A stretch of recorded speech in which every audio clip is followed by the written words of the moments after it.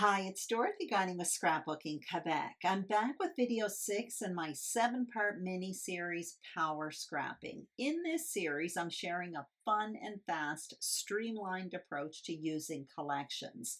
So far, I've introduced and organized my kit, 49 and Margaret Sunburst collection, along with Stash, and I created 2 layouts on YouTube. In today's video, I'll be doing another layout. I'm going to be creating a quick and easy double page spread. All layout designs I'm sharing are designs that can be repeated over and over again with different material, colors, photos, and stories. The result will look different each time. It's part of this streamlined approach. In my layout share at the end of this series, I'll show examples of different layouts using the same design, and you're going to see what I mean. You can expect that video sometime in early April. If you've been following along, I'm going to be using page pack number 5 in this video. So let's get started. Here's what's on my desk. In advance, I prepared a frame style foundation page with 6 sheets of paper. I'm going to show you that I rounded the corners on that white cardstock. And in a moment, I'm going to show you I did got 4 of the 6 papers because as much as I love frame style foundation pages, there's no way I'm going to use 6 papers for a 2-page spread. So for 4 of those pages, I did got them, and there is a tutorial on my channel where I explain how to do that. So that's going to be listed and linked below. I'm just showing you the sketch that I drew up in video 3. And I'm basically going to be following the sketch. I do change up the placement of the embellishment clusters, but everything else is pretty much exactly how I had planned it out. When I was creating these plans, I factored in my designs that embellishment pack that had a bunch of different envelopes and pockets. So you can see for this one, I have a really big double pocket there. That's going to go on the left-hand page. For 4 of the photos, I double matted in white and black cardstock, and for the other 4, I have them placed on 2 cards, one on each side of each card, and those are going to go into the pockets later on in the process. Here's the paper that I have left from page pack number 5 because I did prepare my foundation page, so these are the leftovers. And that newsprint paper, I actually tucked in an extra piece because I had one of those newsprint papers in another page pack, and when I was finished with it, I took the scraps and just slipped it in page pack number 5 because I knew I would be using it for this layout. Now I am showing you my embellishment tray. So from 3 different embellishment packs, basically laser cut elements, ephemera, and chipboard words, all from this Sunburst collection, I narrowed down my selection, and I basically did it by color. I selected things that were green, yellow, and black because I knew those were the main colors for this layout. I have a few bigger pieces of ephemera in this tray, just in the pocket in the back. And I also have some alphas. Those are from Simple Stories, and I had slipped that into my kit in video 1. What I want to do right now is continue preparing my foundation page. So what I'm going to do is start cutting up some paper, starting with this Sunburst paper. I'm going to cut this into a jumbo semicircle. I am using the custom cutting system from Creative Memories, and my circle is about 11.5 inches. I don't need a full one. That's why I didn't cut out a full circle. And now what I'm going to do is cut this in 2, basically 1/3, 2/3. And I will put measurements for all of this on the screen a little bit later on in the process. With this green paper that I gutted from the foundation page, I'm cutting myself out 2 wide strips. These each measure about 3.5 by 10.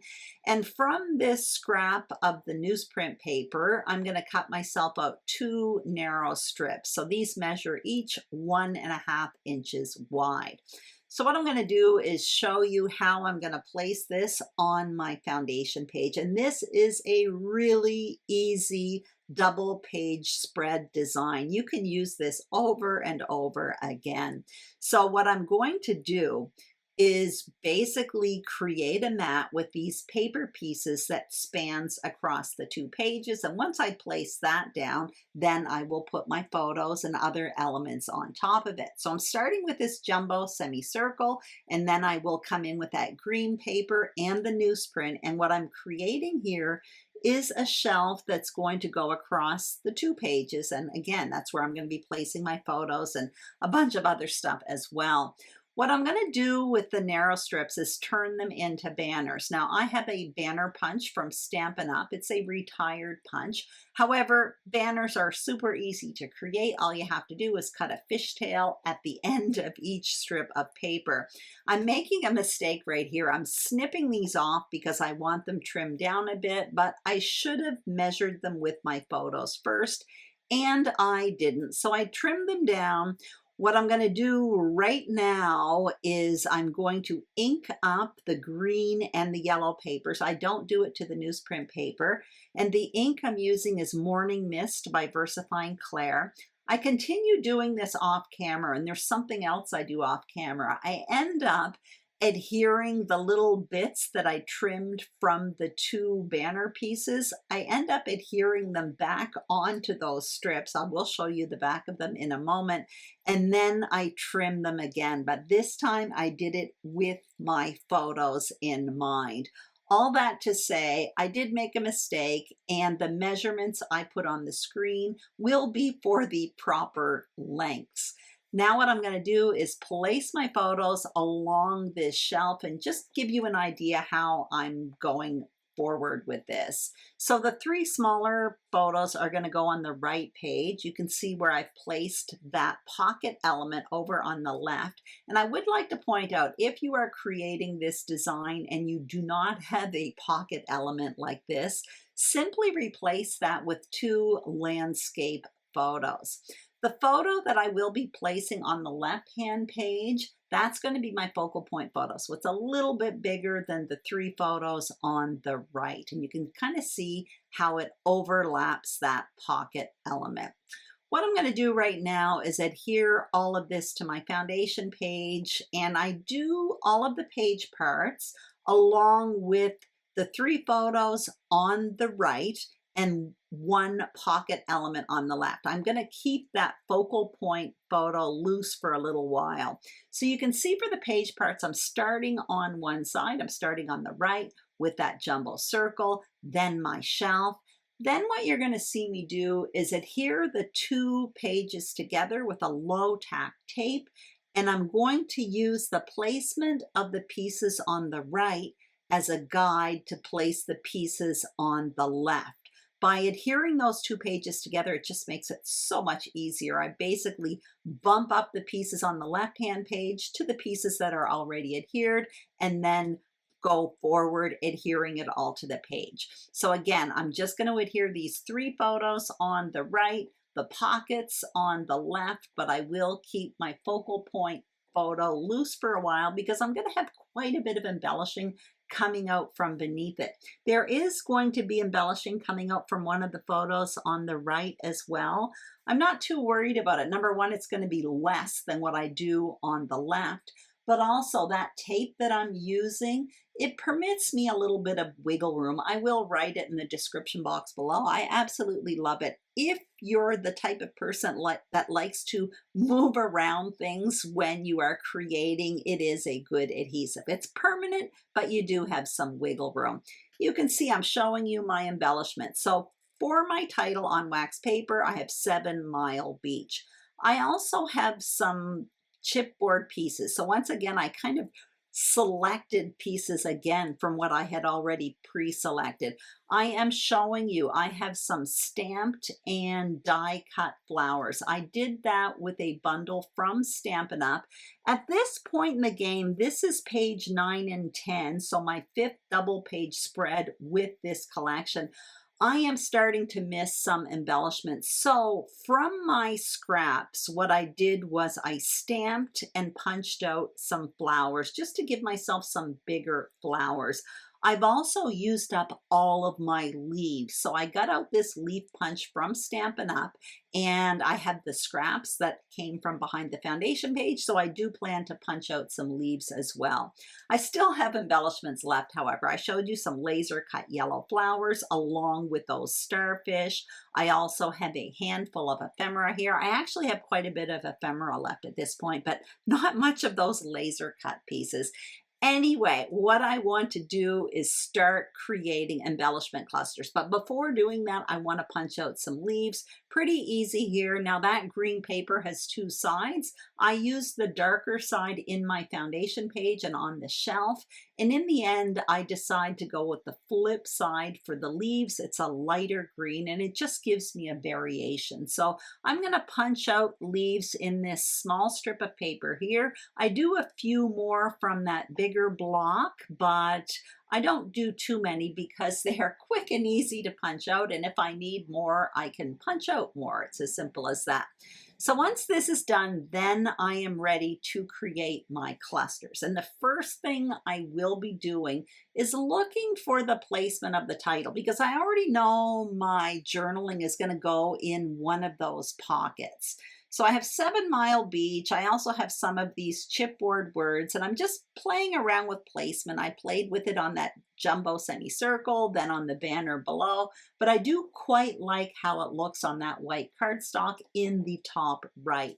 And actually the placement of the title is what changed my positioning of the embellishment clusters. Because of the placement of the title, I know there's going to be an embellishment cluster up there in the top right.